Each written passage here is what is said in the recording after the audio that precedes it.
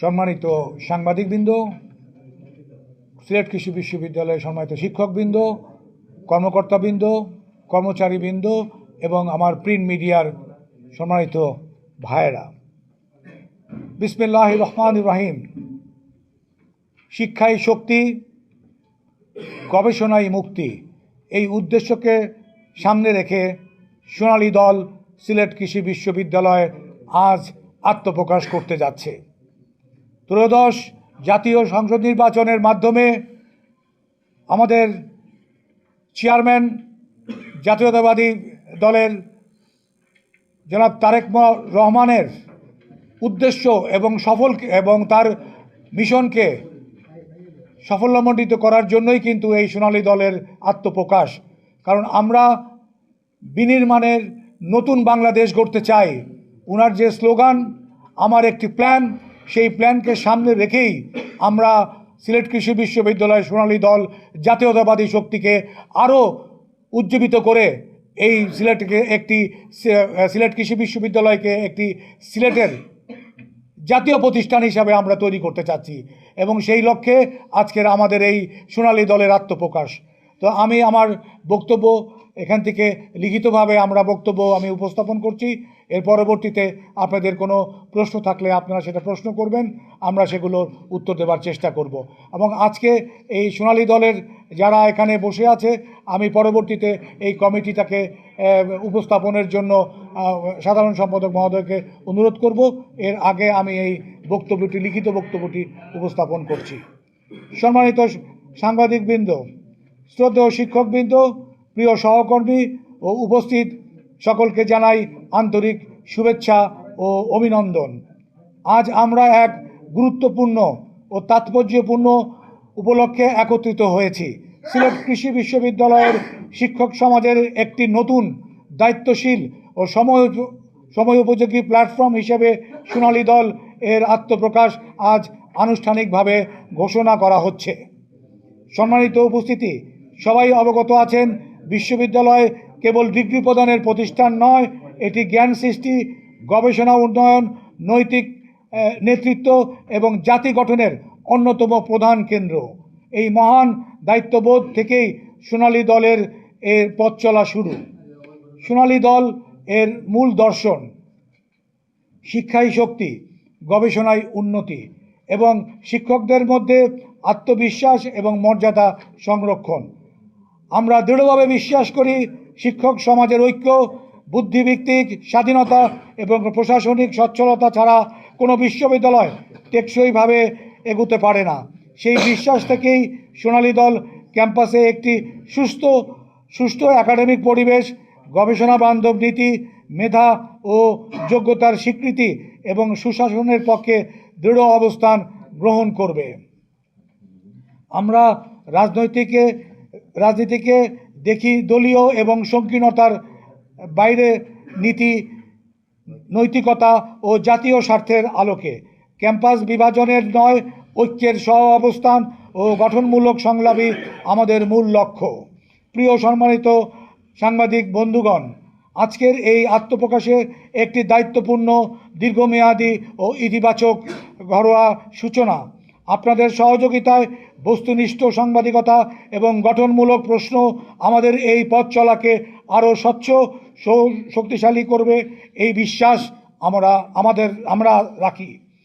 সবশেষে শিক্ষা, গবেষণা এবং ন্যায়ভিত্তিক প্রশাসনের পক্ষে সবাইকে একসাথে কাজ করার জন্য আন্তরিক আহ্বান জানাচ্ছি।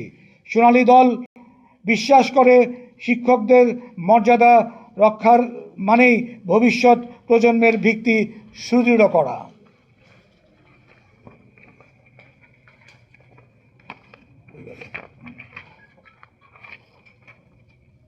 সোনালী দলের আত্মপ্রকাশের পটভূমি। সম্মানিত সাংবাদিকবৃন্দ, সিলেট কৃষি বিশ্ববিদ্যালয়ে সাম্প্রতিক সময়ে যে ঘটনা প্রবাহ পরিলক্ষিত হচ্ছে তা অত্যন্ত উদ্বেগজনক ও নিন্দনীয়। সুপরিকল্পিতভাবে ন্যাক্কারজনক কায়দায় মব সৃষ্টির মাধ্যমে ব্যক্তিবর্গের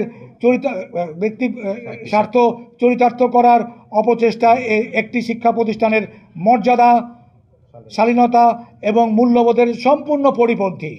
এ ধরনের কর্মকাণ্ড বিশ্ববিদ্যালয়ের সুনাম এবং ভাবমূর্তিকে মারাত্মকভাবে ক্ষুণ্ণ করছে এবং সমগ্র বিশ্ববিদ্যালয়ের পরিবারের জন্য লজ্জাজনক দৃষ্টান্ত স্থাপন করেছে। আপনারা জানেন, সাদা দল নামে একটি পেশাজীবী সংগঠনের কার্যক্রম পরিচালনা করে আসছে। আমরাও শুরু থেকেই এই সংগঠনের সাথে সম্পৃক্ত ছিলাম এবং গণতান্ত্রিক চর্চা ও ঐক্যের পক্ষে আন্তরিকভাবে কাজ করেছি।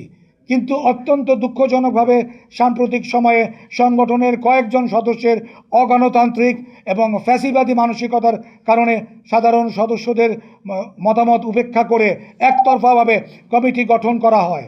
এর প্রতিবাদস্বরূপ আমরা 2025 সালের সেই কমিটিকে বয়কট করতে বাধ্য হই।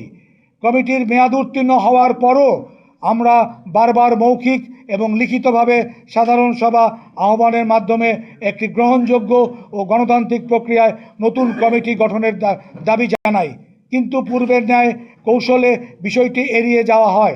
সর্বশেষ 14 ফেব্রুয়ারি সাধারণ সভায় দায়িত্বশীলতার সঙ্গে অংশগ্রহণ করে পুনরায় কমিটি গঠনের বিষয়টি উপস্থাপন করা হলেও সেটিও উপেক্ষিত হয়।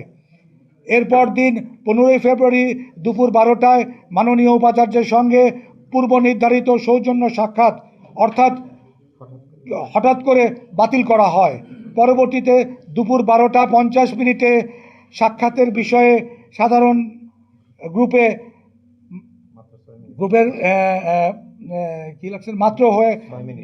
মাত্র 6 মিনিট আগে একটি বার্তা দেওয়া হয়, যা ছিল অস্বাভাবিক এবং উদ্দেশ্য প্রণীত। এই পরিস্থিতিকে কাজে লাগিয়ে একটি স্বার্থশনী মহল অনুমতি ছাড়াই উপাচার্যের কক্ষে প্রবেশ করে পরিকল্পিতভাবে মব সৃষ্টির অপচেষ্টা চালায়।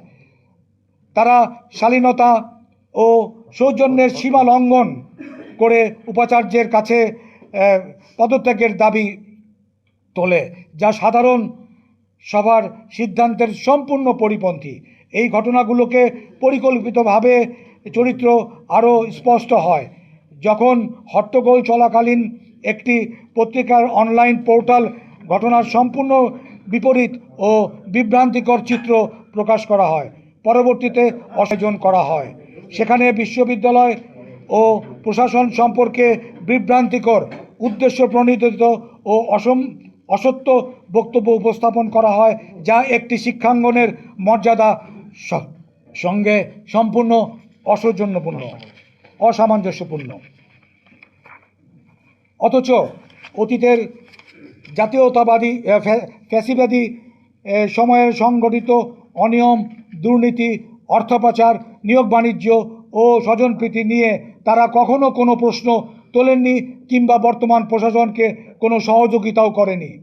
এতে স্পষ্ট হয় ব্যক্তি স্বার্থ হাসিলের জন্যই তারা ধারাবাহিকভাবে এ ধরনের মব সৃষ্টিকারী কর্মকাণ্ড চালিয়ে যাচ্ছে, যা সিলেট কৃষি বিশ্ববিদ্যালয় সহ সমগ্র দেশের ভাবমূর্তিকে ক্ষতিগ্রস্ত করছে। জাতীয়তাবাদের যে আদর্শ ও চেতনা ধারণ করে এই সংগঠন যাত্রা শুরু করেছিল, তা আজ মুষ্টিমেয় স্বার্থশনী মহলের অপরাজনীতি, ক্ষমতা অপব্যবহার ও নৈতিক বিচ্যুতির কারণে গভীরভাবে ক্ষতিগ্রস্ত হয়েছে। আদর্শের পরিবর্তে ব্যক্তি স্বার্থ প্রদানের প্রাধান্য পাওয়ায় সংগঠনটি আর মূল লক্ষ্য ও মূল্যবোধ থেকে বিচ্যুত হয়েছে, যা অত্যন্ত দুঃখজনক। এ বাস্তবতায় নতুন বাংলাদেশ চাহিদা ও সময় উপযোগী দৃষ্টিভঙ্গি আলোকে সিলেট কৃষি বিশ্ববিদ্যালয় শিক্ষা, গবেষণা ও সার্বিক একাডেমিক পরিবেশ গুণগত উন্নয়ন নিশ্চিত করার লক্ষ্যে সোনালী দল এর আত্মপ্রকাশ সময়ের অনিবার্য দাবি হয়ে ওঠে।